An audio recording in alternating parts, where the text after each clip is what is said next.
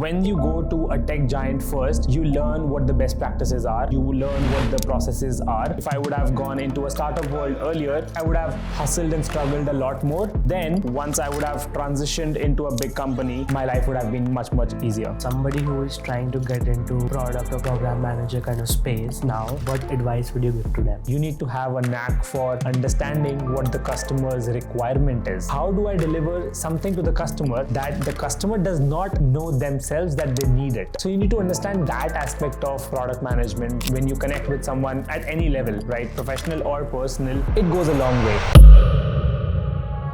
Introduce yourself. So my name is Mayank.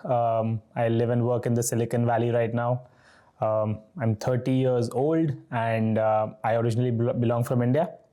I've been here in the US for over 3 years now, enjoying and living my life. I used to work with a few big tech giants earlier. I used to work for Microsoft and then Amazon.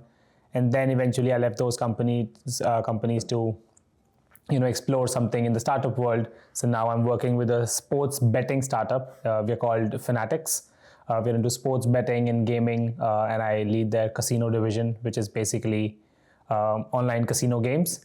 We provide an end-to-end, fully immersive experience of casino games on mobile platform, and we are soon going to go live on desktop as well. Interesting. So I think it has been an interesting pivot from Amazon, Microsoft, and now here, and also from India to US. But let's start with your pivot point, okay? What movement or kind of decision pulled you from your engineering background, you have done engineering, to the product management side, and was it slowly that you shifted, or is it something you knew early on and you wanted to do? Yeah, so there's an interesting story behind this. While I was at school, there was this teacher who used to tell us and help us, guide us related to what are the upcoming fields in the market. And then at that point in time, this is back in 2010, wherein she told us that, hey, computer science is something which is really growing out into the world, and all of us could actually see it, right? Because being an engineer in India is kind of a safe spot. So it all started from there, and then eventually I landed up in engineering. Though I loved to code back then, I also had a side kind of a thing, which was a side nature to me, which was I loved to talk, I loved to express, I loved to share stories, I loved to interact with multiple kinds of people. And while I was working at Microsoft, my initial few years were as a data engineer. I worked as a data engineer for almost three and a half years. And while working as a data engineer, I realized that there's a different kind of a role, which is of a program manager or a technical program manager, which basically allows you to be at an intersection of business, design, and technology. And then you get to interact with customers, you get to interact with so many different engineers, you get to see so many perspectives, and you also get to see which direction is the business headed to. And that is what kind of pulled me into it. I always felt that I had kind of a knack for this kind of a role, because traditionally you were never taught to be a product manager or a program manager. You were always taught to be an engineer. But then once I got to know about these kind of roles, that is when I started to explore more. I read a couple of books about them.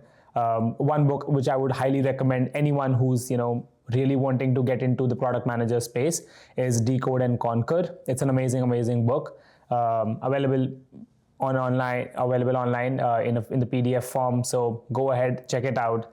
But yeah, that is how I dived into this space. Appeared for I don't know how many interviews across organizations to get into this space, and was lucky enough to get through.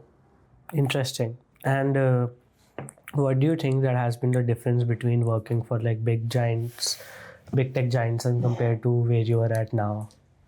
I think if I put it in one word, the answer would be processes, right? When I was working for Microsoft and I was working for Amazon, these companies traditionally have, and over the years, for whatever they've been in the business, they have evolved based on these processes that they have created, right? For anything to go from a product manager's brain, from ideation to production, right, into the customer's hand, it goes through a lot of processes.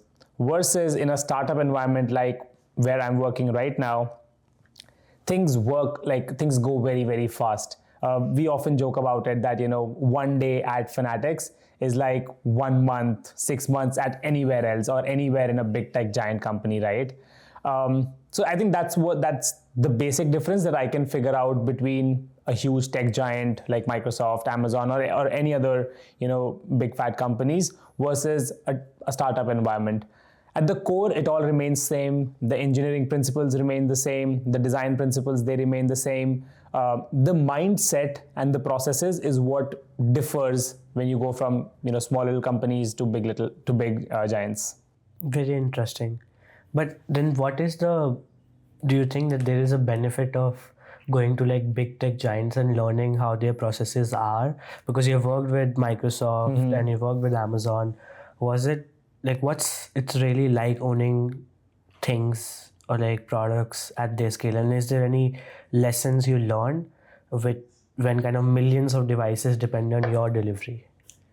So I would see this, I would actually break this answer into two pieces. The first answer is to each his own, right? It depends upon what you want from your career, what you want at whatever stage you are at, in your career.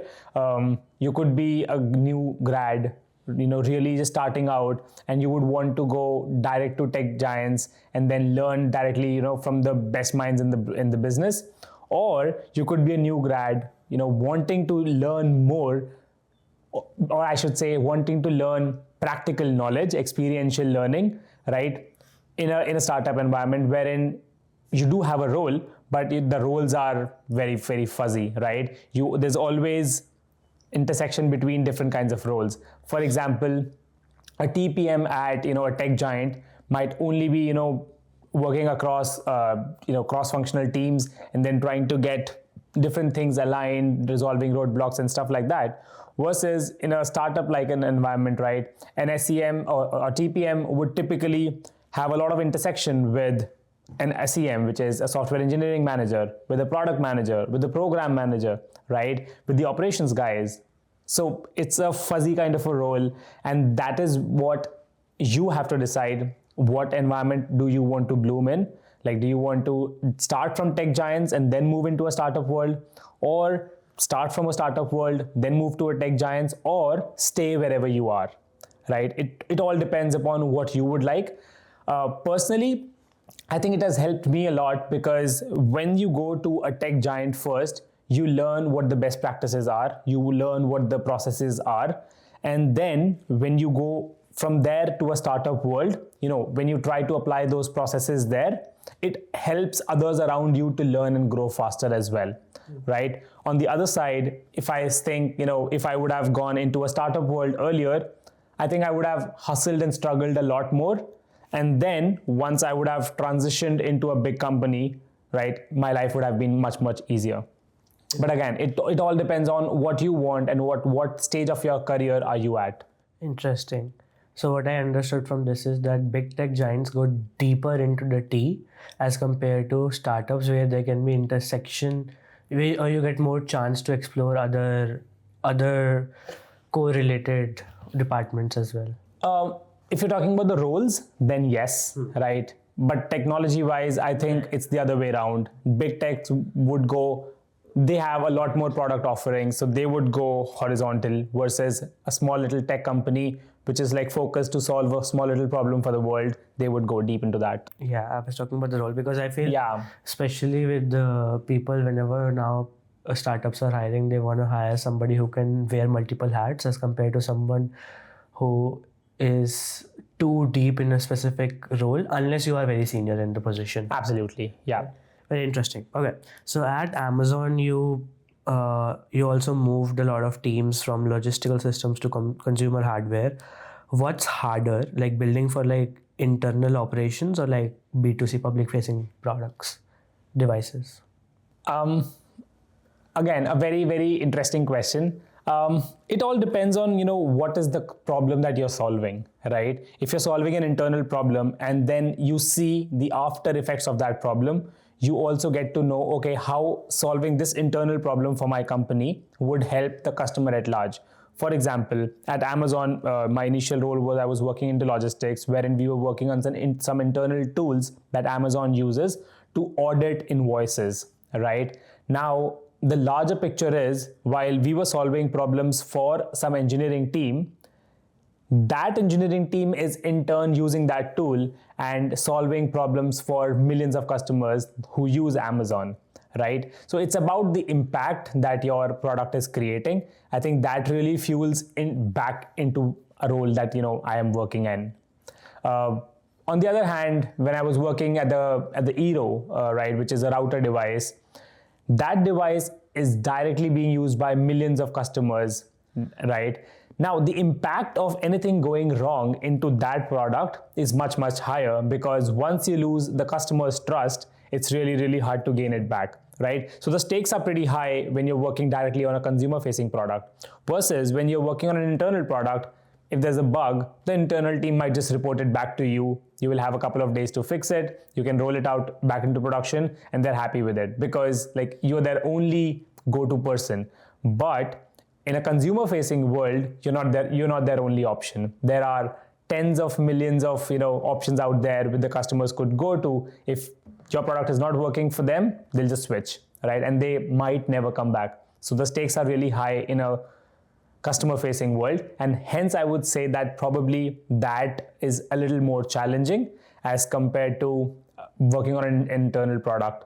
But working on a product, like, there is no demarcation of, hey, working on an internal product is easier or working on a customer-facing product is easier. It's just about the stakes, which are slightly higher on the customer side. But do you think that relate to the experimentation you want to do with the product or software you're designing? Absolutely yes. So the number of customers you have for a consumer-facing product is huge, right? So the kind of experiment scale that you have is huge, right? But at the same time, you also need to see that there's very little margin that you have of experimentation on that front, right? Like, it's a slight bend and then things could go like really south. Versus on an internal product, you can experiment, you can directly talk to your customer, which is one of the internal teams. You can receive direct feedback from them on what exactly do they want, and you can deliver that.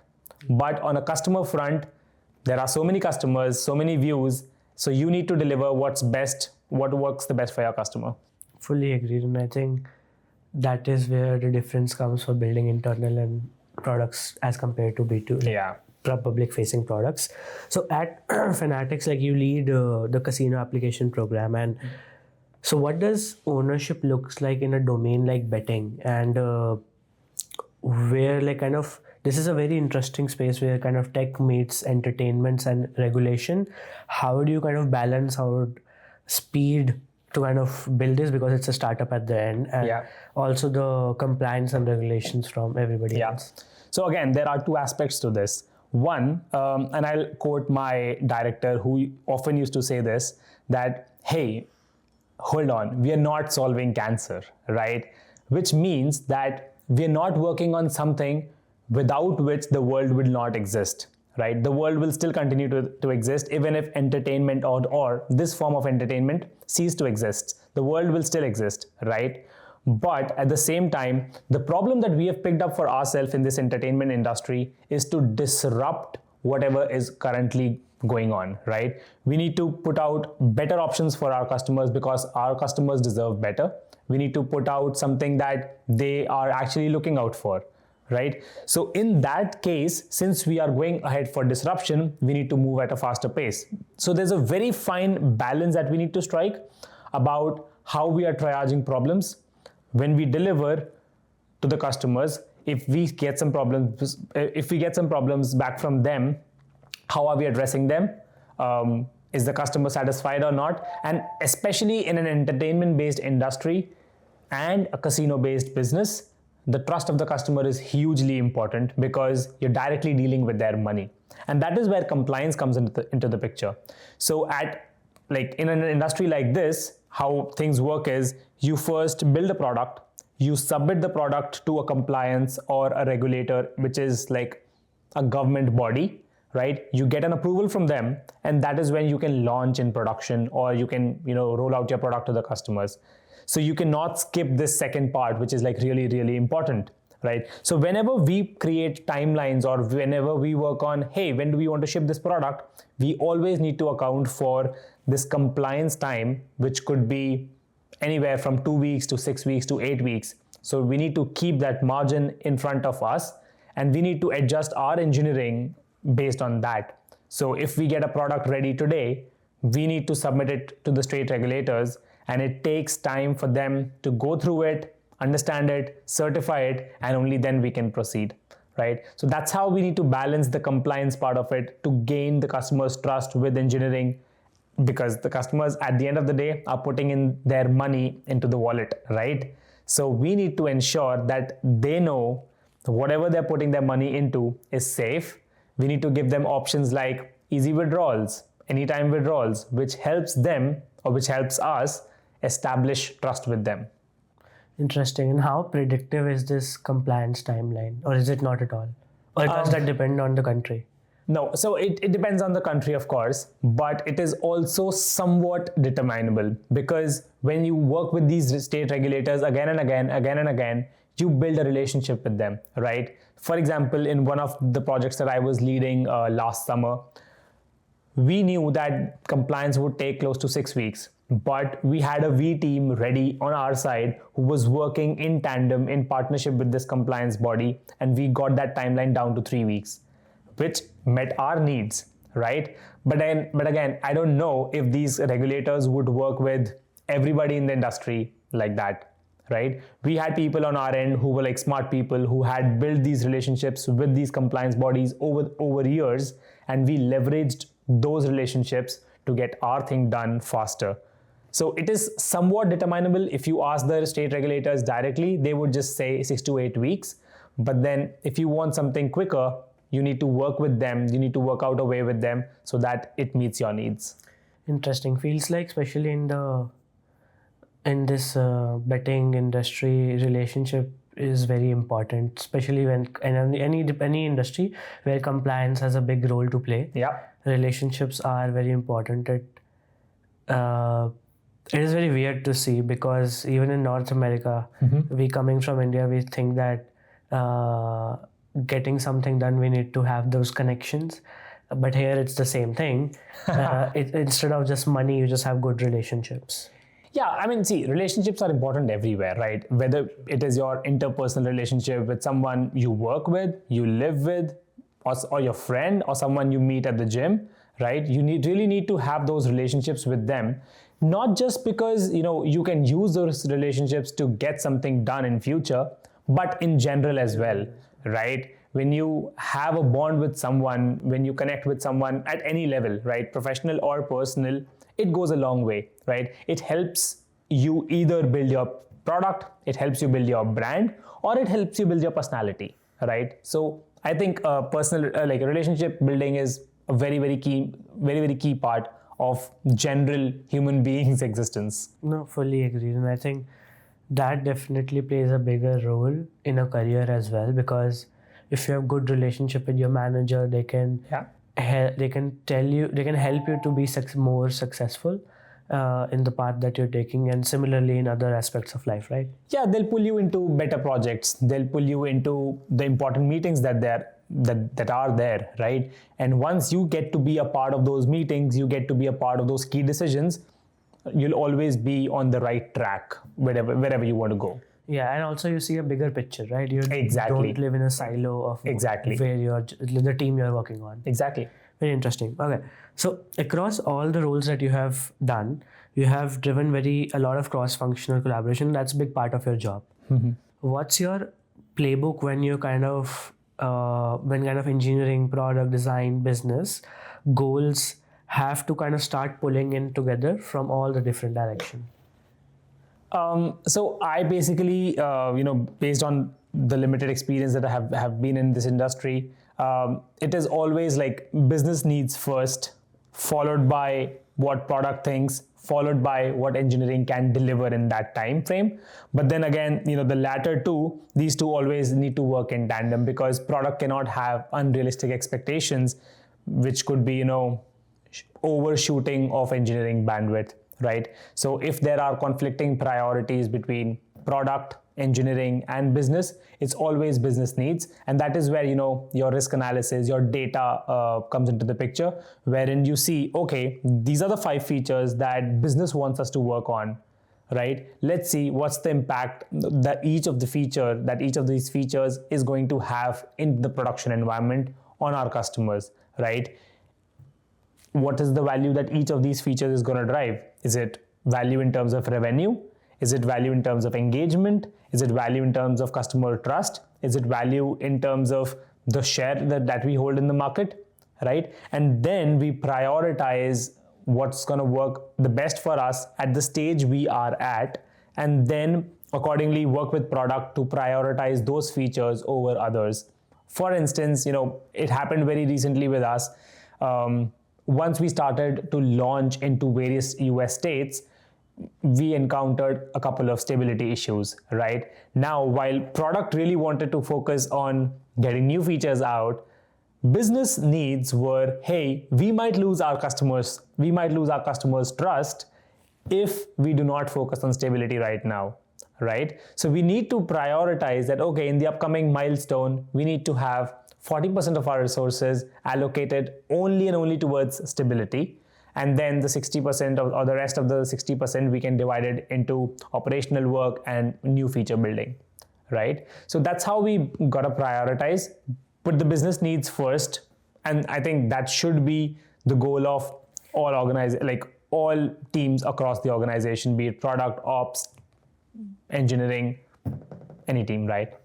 Interesting. And I think a cross-functional collaboration definitely helps. As you said, what is feasible, what is not is a big question. Depends on the team and everything. And also very interesting to hear that how orgs define the resources depending on how you said, like the business need will be like, we lose our customers, you need to change. And especially in startup, it changes rapidly. There's a big saying. So what you need to do basically on this one is, so what happens is engineering is typically focused on their product, like their module, their function, their service. If as a TPM who's working on cross-functional domains, right? I'm working with product, I'm working with business.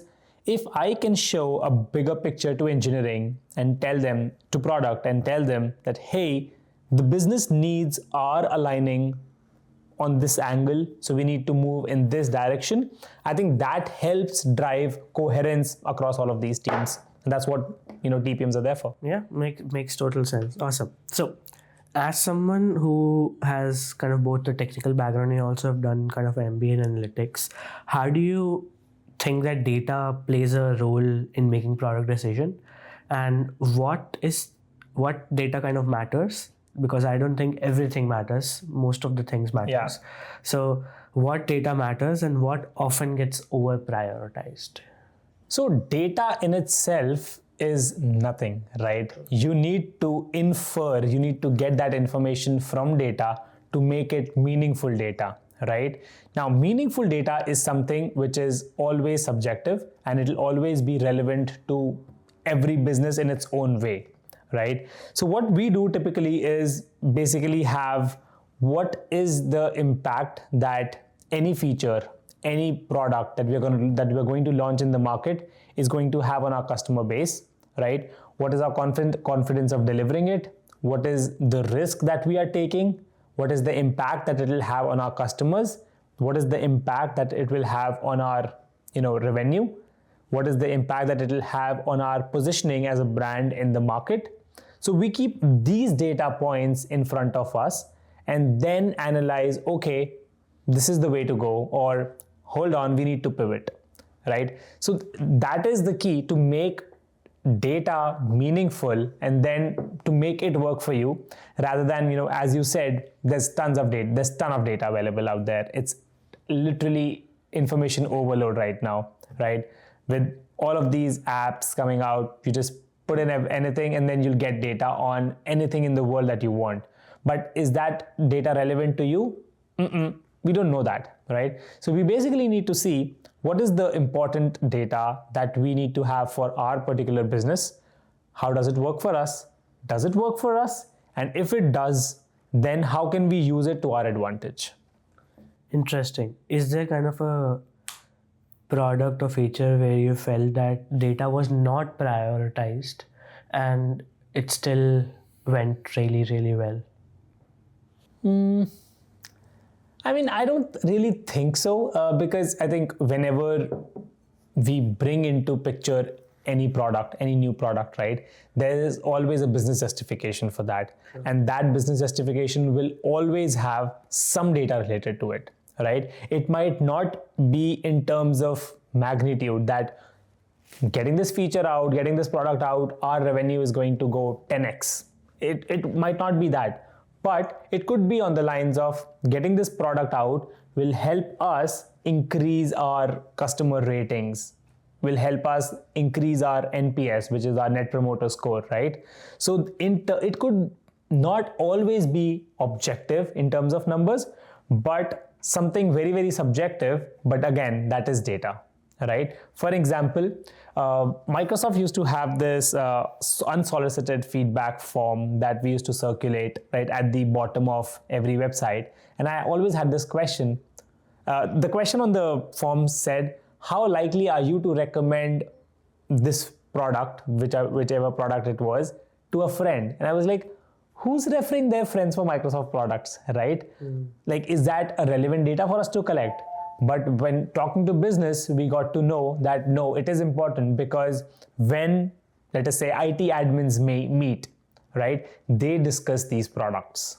So it is always relevant to push and get as much as data as possible, and then categorize that data, make it meaningful for you, and then employ that data to work for you.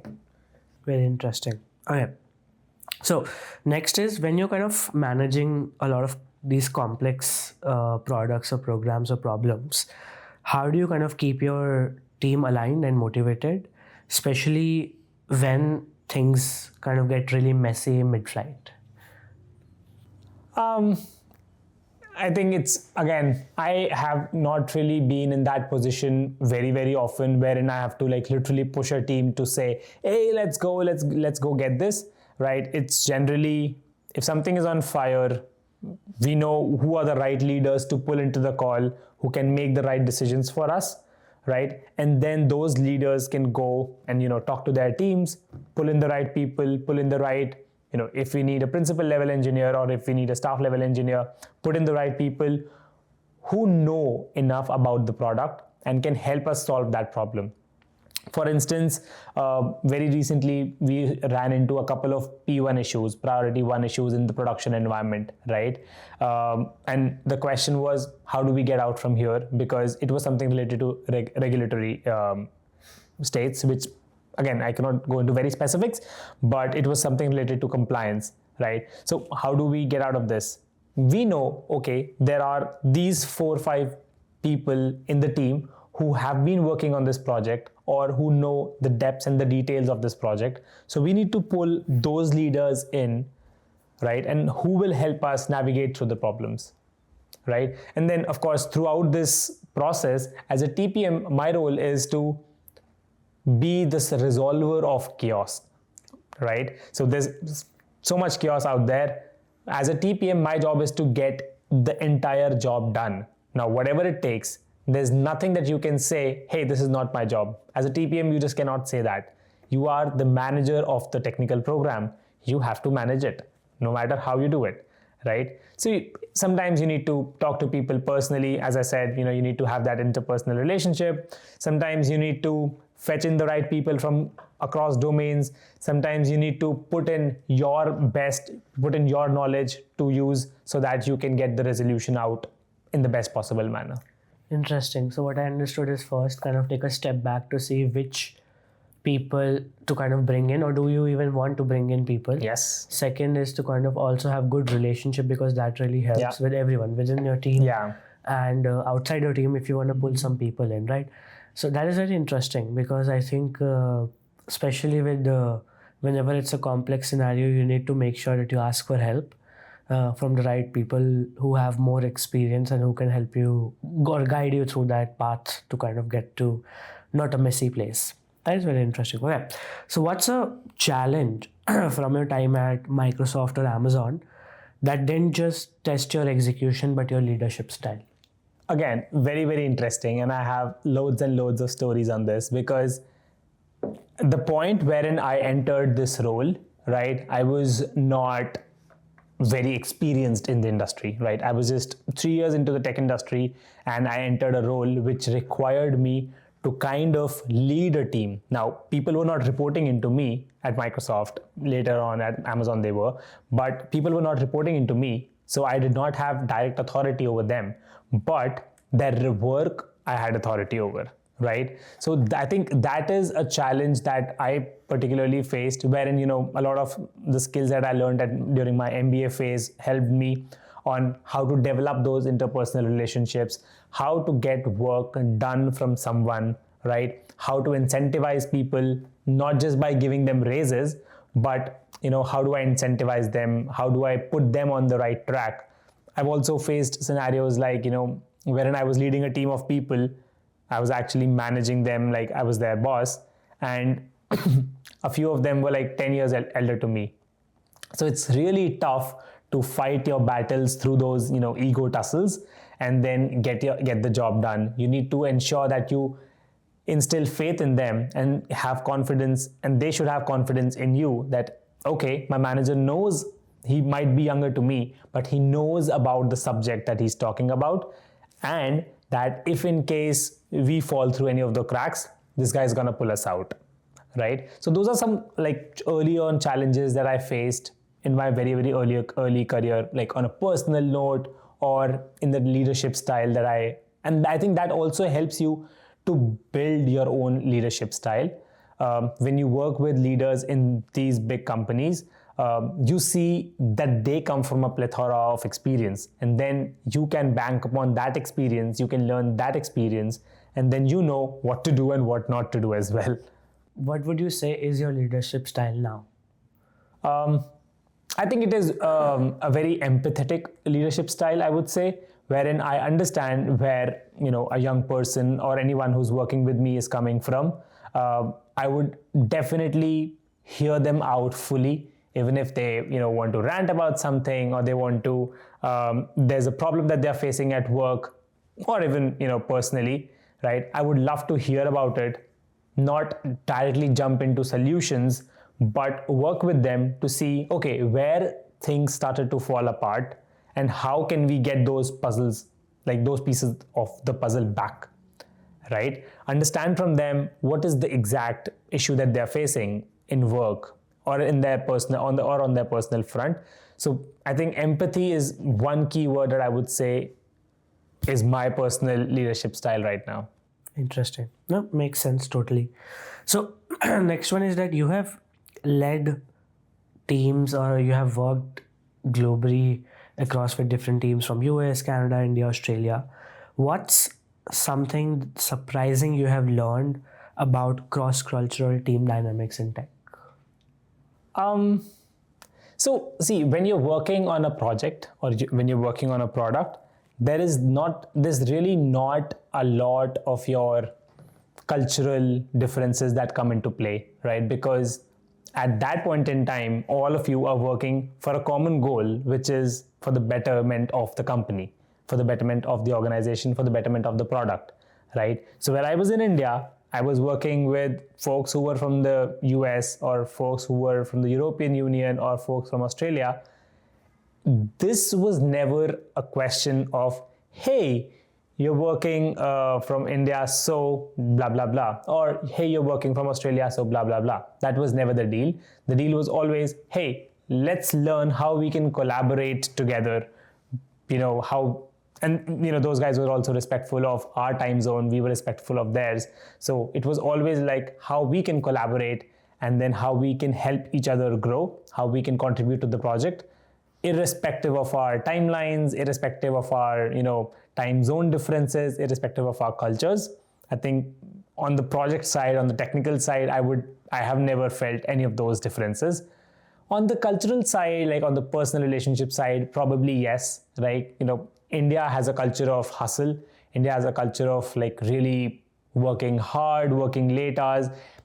Some of them, in my team, they started their days late, they ended their days late. Versus in the US, what I see is everybody wants to start their day as early as possible. So they start their day early. I see so many people who are already in the office by 8, and then the offices are all empty by 5:36, right? So they go back, they have their family times. Versus in India, where you have so much social support around you, people would start their offices at 11, end it at God knows what time. I've seen people like literally sleeping in the offices, right? So culturally, yes, those are some differences that I've seen. But when you're working on a project, I don't see people, differentiating each other based on their geographical locations. Interesting. But what about the biases that they bring from their culture or like their background? I have personally not faced any, so maybe hard for me to comment on it. But I think it's something which is like gone by. It no longer is a point of communication nowadays, especially and this was something really, really beautiful that I learned at Microsoft. They have this DE&I, which is diversity and inclusion. So wherein we literally used to have posters all around the Bay, which used to say, got tattoo? No problem. Got a different hairstyle? No problem. Got a different accent? No problem. Your skin color? No problem. Your orientation? No problem. So like those countries, like these organizations, they literally are pushing all of these things out the door, and all they want to do is great work. Interesting. Okay. So the last question that I have is, if you could go back to your first day at Microsoft, what's one thing you'd whisper to your younger self before stepping into the office? I would just say two things. One, work as hard as possible. And second, taking time off is as important as hustling, right? I think often this is the mistake that all of us do at some point in time, wherein in the grind, we forget that at the end of the day, the body is not a machine. It needs some time off. So you need to take a step back. Sometimes you need to understand, okay, not everything needs to be done like right at this moment. You can always take a step back, understand things, how things are moving around, take some time off for yourself, and then get back to the grind if need be. Right? So these are the two things I'll always tell my younger self, that take time out for yourself and then work as hard as possible. Amazing. Okay. Another question that I do have is, somebody who is trying to get into product or program manager kind of space now, very young, haven't got a job, what advice would you give to them? I would say read a lot, research a lot. I mean, now you literally have AI tools that can, tell you, you can interact with them, keep asking them probing questions, and they'll reply to you, and you'll get as much as knowledge about the domain. First, get that domain knowledge, because that is like really, really important.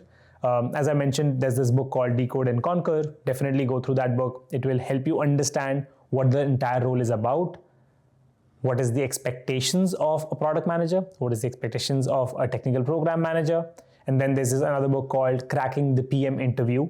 This book also talks about how these tech giants perceive the same role differently, right? A program manager at Microsoft versus a program manager at Amazon versus a program manager at Google Meta would be way different.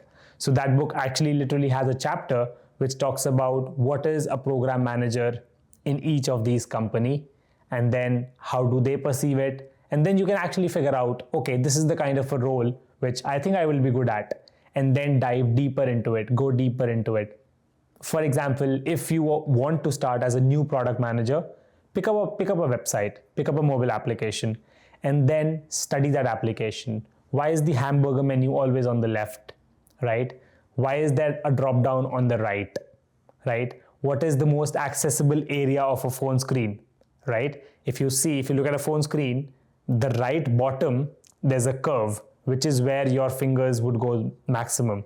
So as a product manager, you need to understand what the customer's needs are, and how will you do it is by reading more, understanding more, researching more. So keep learning more of those aspects, and then once you get into any of these roles at any of the companies, not necessarily tech giants, but any of the companies, that is when you start to dive into that domain specific. For example, if you get into a casino business, right? So you get to understand what are slot players, what are spinners, what are rollers, what is the difference between those. That's the domain knowledge that you will always get when you get to the job. But before that, you need to have a knack for design. You need to have a knack for understanding what the customer's requirement is, right? And how do I deliver something to the customer that the customer does not know themselves that they need it, right? So you need to understand that aspect of product management, program management first. And of course, these are just very, very basic book. There's another book called Inspired, a must read for everyone. There's another one that I would highly recommend is Thinking Fast and Slow. It talks about two ways of thinking. For example, if I ask you 2 + 2, you'll give the answer immediately. But if I ask you, how far is Arizona from here, you'll take a bit to understand that question, comprehend, and then give me, okay, it is close to, let us say, 1,000 miles apart, right? Whatever the number is. So what's the difference between, why is our brain processing two questions with different answers and different time frames? So that book talks about that. So read these books. These books will help you understand how to build great tech products, and then just dive right in. Awesome. Thank you. It was really nice to have you. I will link your socials in the description for anybody who wants to reach out to you. Sure. But really nice to having you here. Yeah. Thank you. बस हो गया. Ta-da!